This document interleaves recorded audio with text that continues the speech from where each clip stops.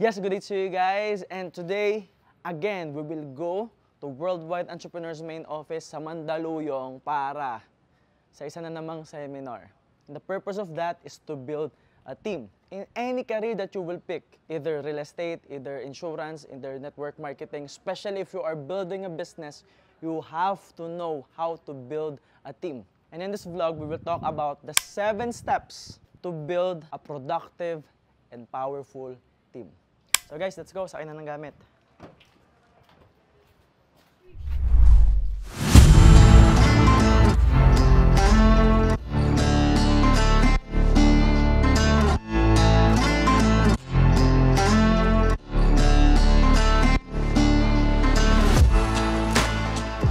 Now imagine, may nakita kang terminal ng bus. The question is, sasakay ka ba kung hindi mo alam kung saan papunta? Di ba hindi? You have to be aware first, saan ba papunta yung bus? Saan ba yung destination ng bus? Bago ka sumakay. Same goes with building a team. You have to have a clear vision. And that's step number 1. Hindi magstay sa'yo ang isang tao, hindi magtatagal sa'yo ang isang tao, at lalong hindi sasama sa'yo ang mga tao kung wala kang pupuntahan. So you have to be clear when it comes to your vision. Mahalaga na yung mga kasama mo, yung organization mo, alam nila kung saan ba tayo papunta. Kasi kagaya ngayon, maulan, and ganun ang buhay, ganun ang business, ganun ang pagbibuild ng team. Minsan uulanin ka, minsan babagyuhin ka. Most of the time, mahihirapan ka talaga ng sagad. And kung merong sure na destination, kahit mahirap, kahit matagal, kahit matraffic, magstay sila sa'yo. Magtsatsaga sila. Kasi alam nila yung pupuntahan, alam nila yung future. And it is very important that everyone will get a glimpse of their future. So ang akin, make sure that as a leader, you have a clear vision of where you want to go in life. Because if you have a destination, you will always be pointed towards the right direction. So ngayon papunta tayo sa main office. Kahit bagyo, kahit maulan, tuloy ang laban.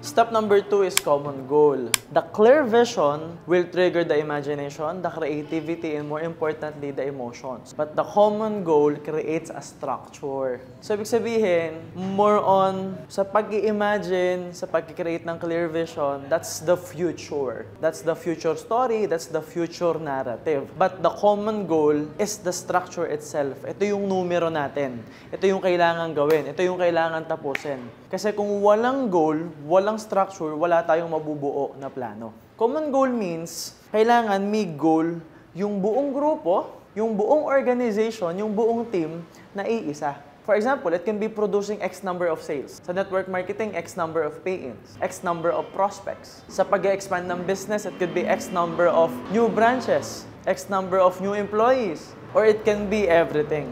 Pero dapat sa common goal, merong numero. So in our case, bakit lumalaki sa Worldwide Entrepreneurs?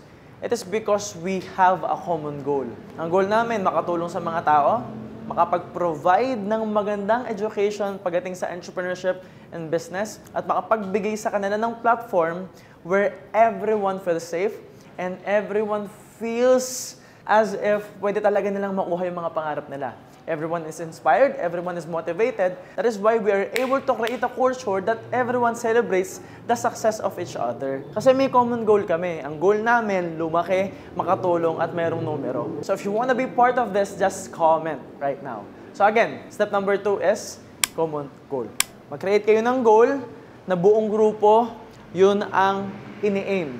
Mag-create kayo ng goal na yung buong grupo, yun ang nakikita, yun ang ginagawa. So yun lang guys, in a few moments, we will start our state management, our meeting, and more importantly, mag-start na yung seminar natin sa taas in a few moments. Yun lang, see you later.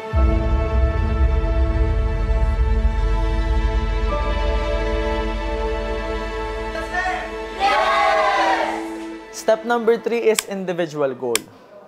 Of course, in order to build a powerful and productive team, we have to set a lot of rules.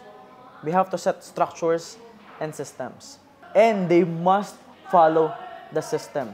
They must follow the rules. And para sumunod yung mga tao, ang lagi nilang tanong sa utak nila, what's in it for me? Anong pakinabang namin?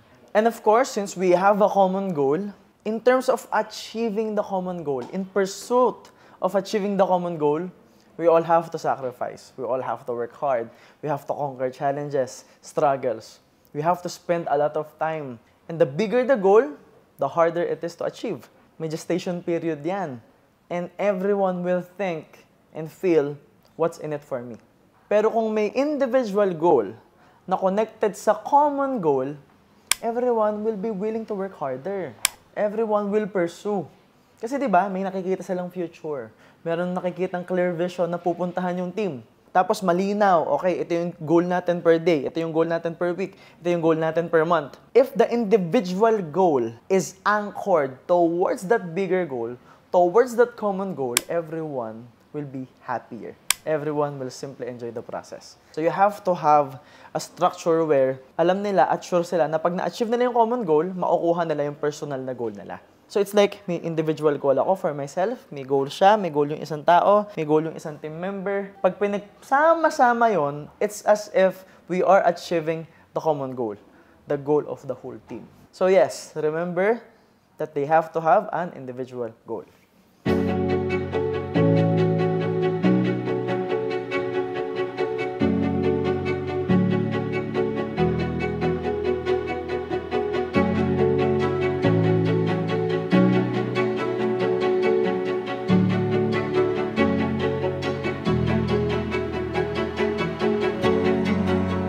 Step number 4 is create a clear plan. Now as leaders, dapat marunong tayong mag-create ng plano. Especially if you are building your own team. At kung nagsisimula ka pa lang, kailangan din aralin mo paano mag-build ng plano for yourself so that pag nag-lead ka na ng ibang tao, i-share mo lang sa kanila yung experience mo. How I personally do it is I plan the whole year, first day of the year. I plan the whole month, first day of the month. I plan the whole week, the weekend before, and plan the whole day, the night before. So bago pa lang ako matulog, nakasulat na lahat ng gagawin ko.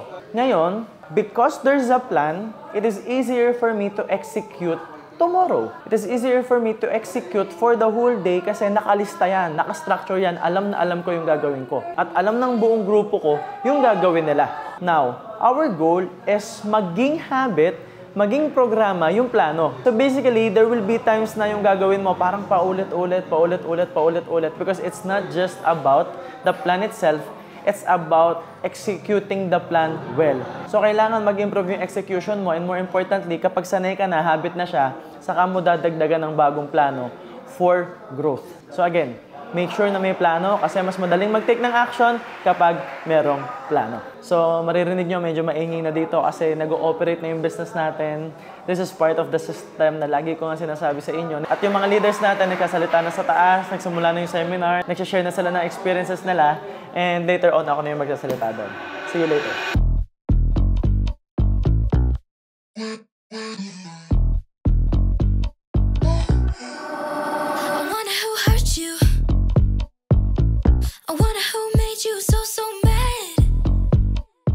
You already have a clear plan and this is step 5 sa ating vlog. Take massive action. Pag hindi pa rin tumalab, dagdagan natin. Take massive fucking action. Ganun. So, ibig sabihin, you have to execute the plan. As simple as that. Now, most people, initially, ano kasi yan eh, may proseso din kasi siya. Una, you just follow the plan. Follow the plan. Pag sinundan mo lang yung plano, mangyayari kasi dyan, minsan, hindi tama yung execution mo, minsan hindi okay, minsan may mali, minsan may errors, minsan hindi ka, alam mo yun, wala ka sa mood. Just follow the plan.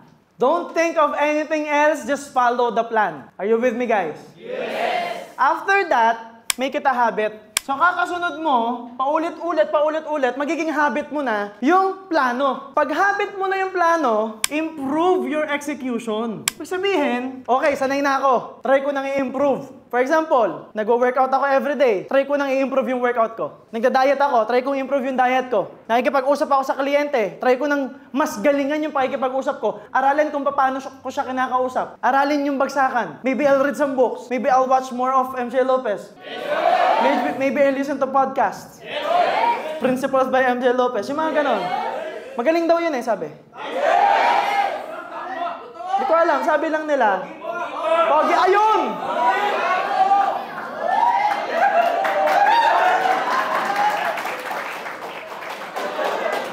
Alright? So, improve your execution. Ini-improve mo na kung paano mo ina-apply. And then, pag okay na, nag-i-improve na yung execution. Napag-perfect mo na siya. Little by little, may ma-achieve ka ng goals. Ang tawag doon, small wins. Pag nangyari na yung mga small wins, you have to acknowledge yourself. Acknowledge mo na sarili mo. Galing mo, good job. Rin, alayo na nararating natin. Acknowledge mo na sarili mo. Okay na. Pinaka-last step in terms of taking action. Raise your standards. Try ko kayang dagdagan na naman. Kasi habit na siya. It's more on improving the execution, but more importantly, just, konti pa. Pigain ko pa sarili ko. Dagdagan ko. Are you with me?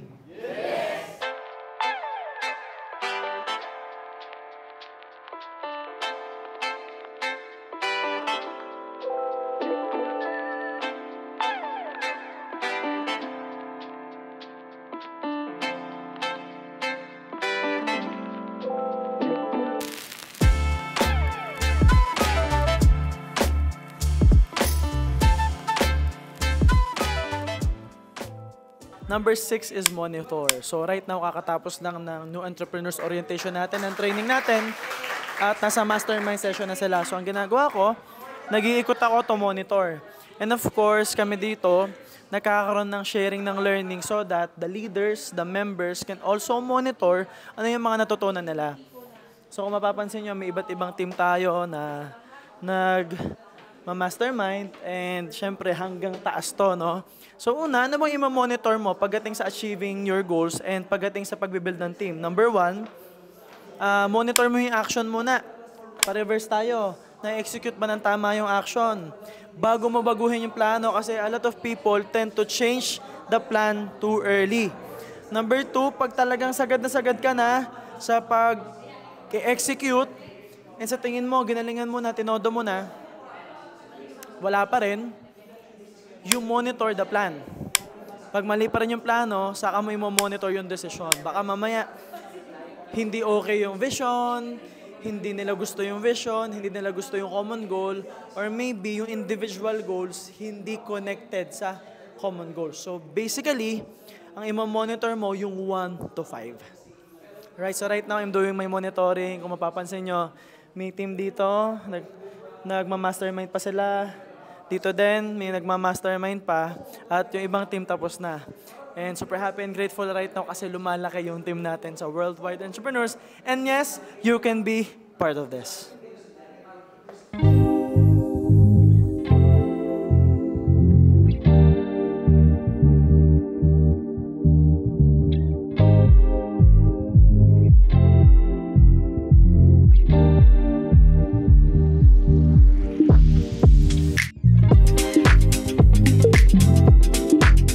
Number 7 is reward system. You have to make sure that the leaders, the members, the organization feels appreciated. So it is very important that you study their love languages, no? It can be affirmation, it can be gifts, it can be anything, but you have to make sure that you know ano yung gusto nila. So the individual goal can be a form of reward system.